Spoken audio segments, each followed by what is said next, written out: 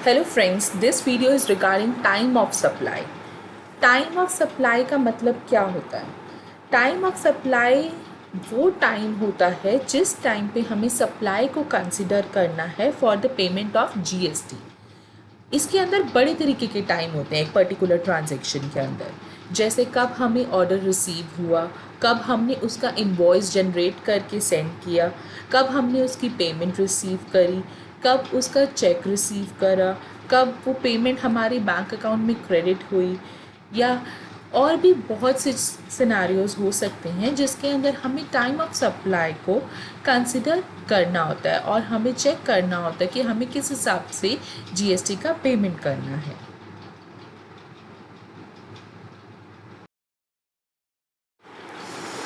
So in terms of section 12(2) of the CGST act, इस section के हिसाब से हमें पता चलता है कि जो time of supply of goods क्या होंगे, वो या तो होंगे date of issue of invoice, या फिर वो डेट जब तक हमारा इनवॉइस इशू हो जाना चाहिए था, या फिर हमारी पेमेंट की डेट। इन तीनों में से कोई भी डेट जो कि सबसे पहले आती हो, that is earlier of these days. Notification number 66/2017 के हिसाब से अगर रजिस्टर्ड पर्सन जो कि कंपोजिशन सप्लायर नहीं है, उसको जीएसटी पे करना होगा आउटवर्ड सप्लाई के ऊपर, उस टाइम के ऊपर जो कि टाइम ऑफ सप्लाई है। दैट इज़ वो टाइम जिसके ऊपर या तो हमने इनवॉइस इशू करा है, या तो वो आखिरी दिन जिस दिन तक हमारे को इनवॉइस इशू कर देना चाहिए था। As per 31 bracket 1 section of the CGST Act 2017, invoice of supply of goods should be issued before or at the time of removal of goods for the supply to the recipient where supply involves movement of goods. Goods के cases के अंदर invoice कब तक issue हो जाना चाहिए? Invoice तब तक इशू हो जाना चाहिए या उससे पहले हो या उसी टाइम पे हो जब हमारे गुड्स हमारे यहाँ से निकल रहे हैं या निकल चुके हैं। जब हम उसको अपनी प्रेमिसेस से निकाल रहे हैं for the supply to the recipient, उस टाइम तक हमारा इनवॉइस इशू हो जाना चाहिए।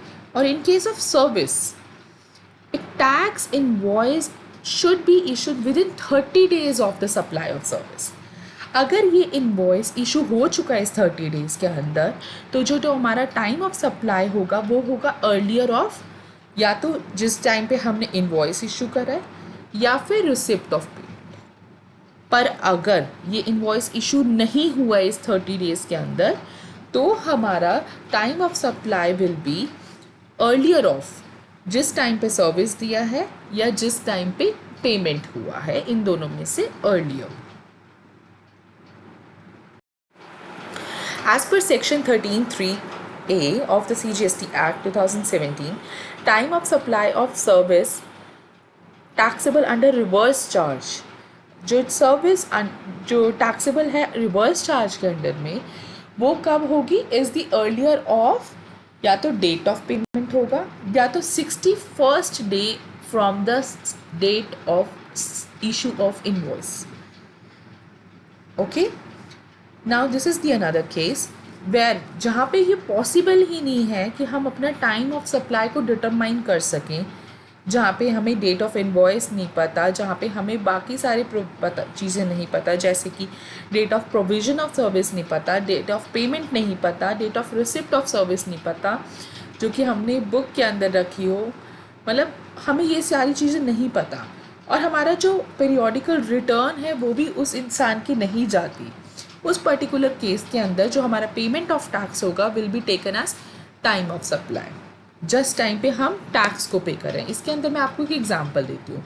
जैसे कोई मनी लॉन्ड्रिंग का केस है, उसके पास बहुत सारी चीज़ें पड़ी हैं जिसकी कोई बुक्स में इंफॉर्मेशन नहीं है, तो उस चीज़ों के ऊपर अगर कोई वो जो इंसान है जिसकी वो सारी की सारी चीज़ें हमें पता चली हैं, इंफॉर्मेशन पता चली है, अगर वो वॉलेंटरीली अपना टैक्स पे करना चाहता है, उस पर्टिकुलर केस के अंदर हमारे पास कोई भी इंफॉर्मेशन नहीं है उसके रिगार्डिंग, पुरानी ट्रांजेक्शन्स के रिगार्डिंग, तो उस टाइम पे time of supply will be the payment of tax. Change in tax rate, section 14 के हिसाब से हमें प्रोविजंस, हमें नॉलेज मिलती है कि चेंज इन टैक्स रेट के केस में हमें क्या करना होगा।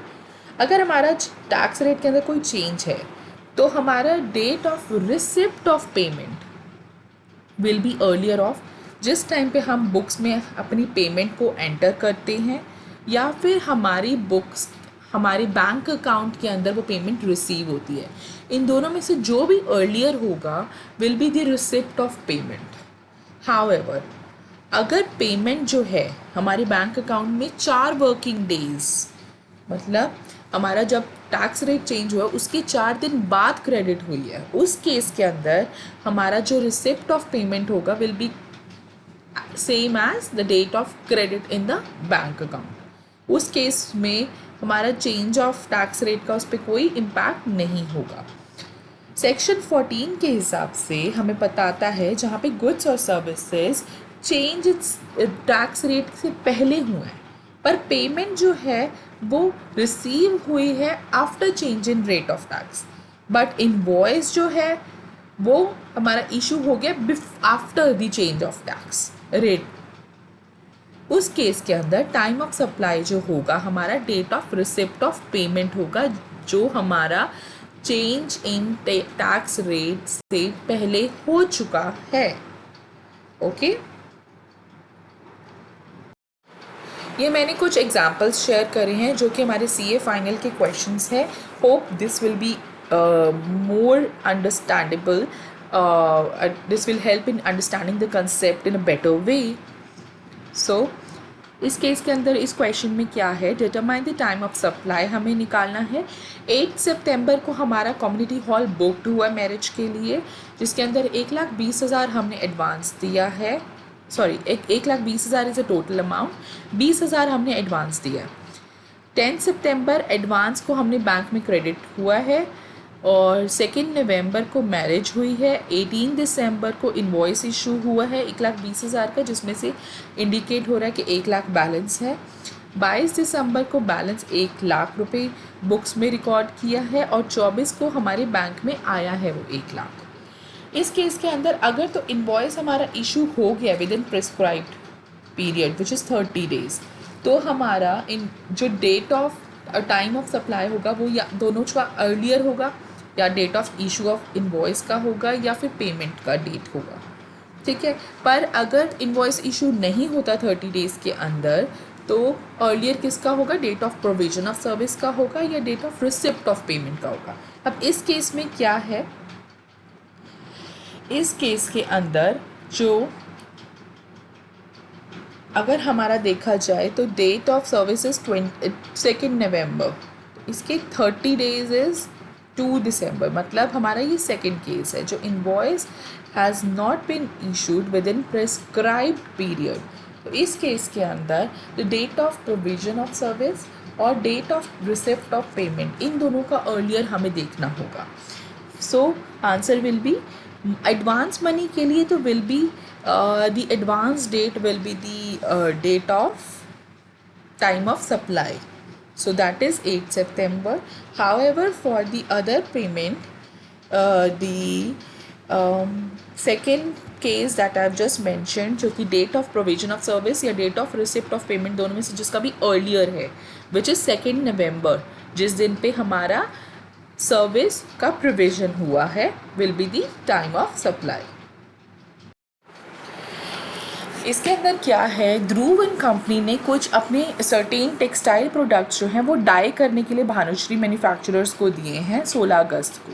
18 अगस्त को ध्रुव ने पूरी की पूरी 100% पेमेंट जो कर दी थी भानुश्री की मैन्युफैक्चरर के एडवांस दे के बैंक अकाउंट के अंदर, और वो रिकॉर्डेड भी उसी डेट के ऊपर हो गई।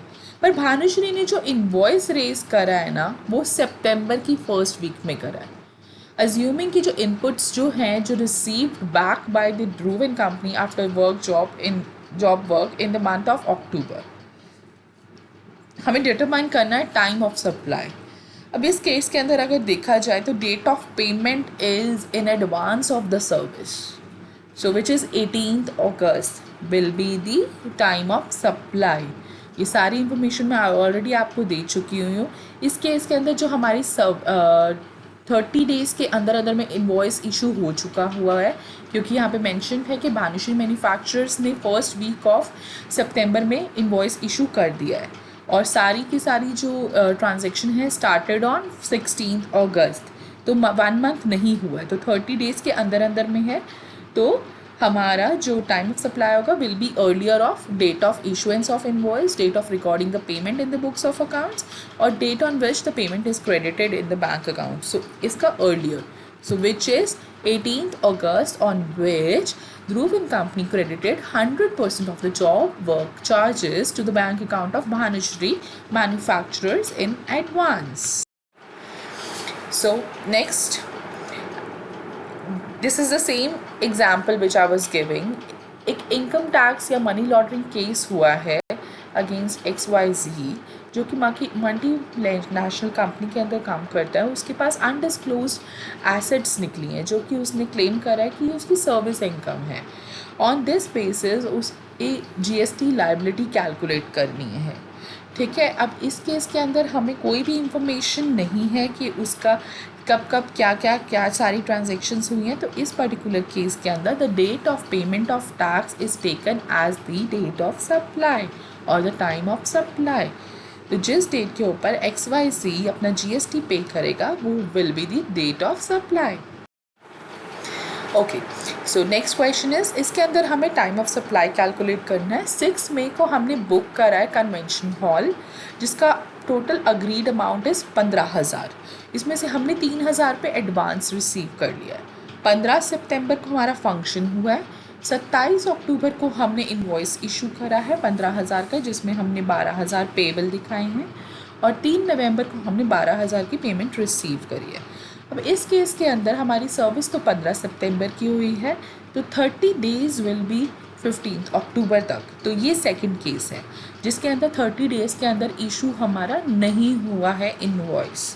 तो इस केस के अंदर जो एडवांस अमाउंट है 3,000 का, उसकी तो हमारी will be the payment date will be the time of supply. However for the balance amount of 12,000 are time of supply will be 15th September, which is the date on which the provision of service has been made. Thank you for watching the video. Subscribe the channel for more videos.